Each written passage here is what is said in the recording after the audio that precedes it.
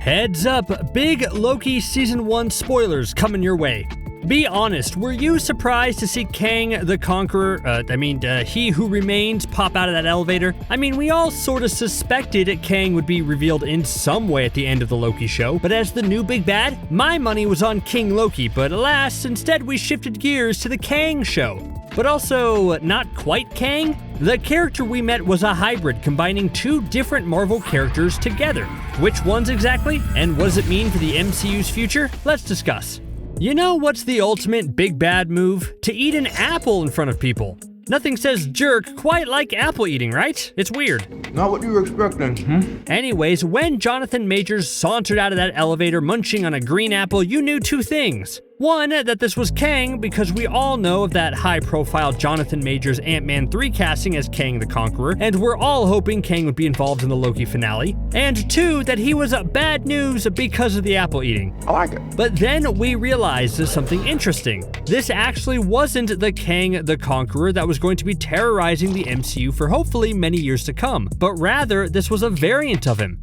Majors is called and credited in this finale as He Who Remains, and that's actually a character with deep comic ties. In the comics, He Who Remains is the last living creature in all of eternity. Sure, he might look like he needs a bit of moisturizer and maybe some sunlight in the comics, but he's understandably quite powerful.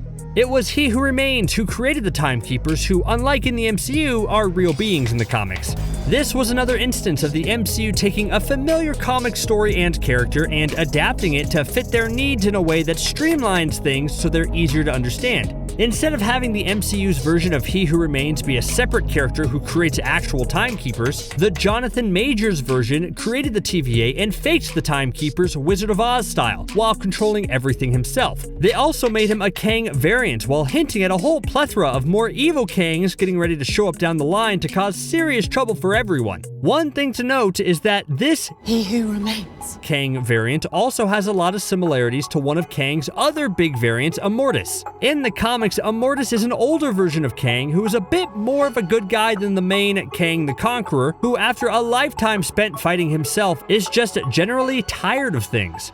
The jury is still out on whether we'll see Immortus down the line as a potentially good Kang, or if this He Who Remains version of Kang was supposed to be the only Immortus hybrid we're getting. Loki director Kate Herron has stated that He Who Remains is very close to Immortus, but isn't quite Immortus. But it's still up in the air whether we're getting actual Immortus later on. Hey, with this new multiverse, literally anything is possible, right? But that's a lot of comic talk. What do we actually know about He Who Remains and his history in the MCU? Well, thanks to his handy-dandy exposition monologue that took up most of Loki's finale's runtime, I'm not upset or anything, I'm just saying there was a lack of Loki in the Loki finale. We know a lot about the history of the Multiversal War thanks to Kang's expositional monologue. In the first episode of Loki, in Miss Minute's very helpful introductory video, we learned that there was a major multiversal war that almost destroyed everything. But then the Timekeepers emerged and brought peace by creating this sacred timeline and purging all other timelines so things didn't spiral out of control again. This was only partly true. The last episode we get more of the story through He Who Remains monologue that tells us he was basically the root cause of everything.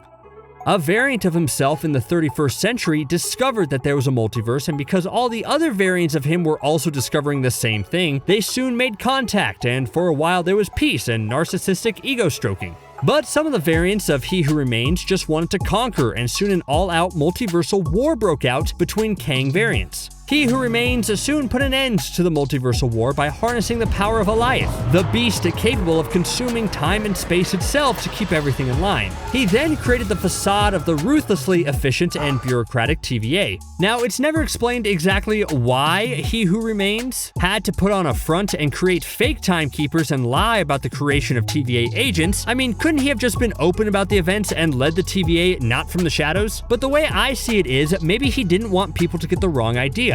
I mean, variants of him started the Multiversal War in the first place. Now he was the one leading things. It could be perceived as a little strange. Plus, this way, He Who Remains just gets to hang out in his castle wearing purple pajamas all the time, which is much better than going into the office every day for work, am I right? So this was the villain's origins, but what about his future? Well, there's a lot in store for Jonathan Majors in the MCU. He Who Remains teased how evil and crazy his variants are, and it's pretty safe to assume the most evil and most dangerous dangerous will simply be Kang the Conqueror.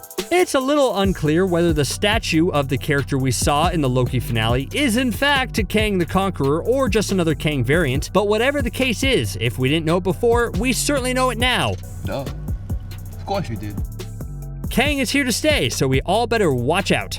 Seriously, where did Kang get that apple he was eating? I didn't see an apple tree around that castle at the end of time, did you? Does Miss Minutes supply him with the ultimate jerk food, aka apples? She totally would. That's such a Miss Minutes thing to do.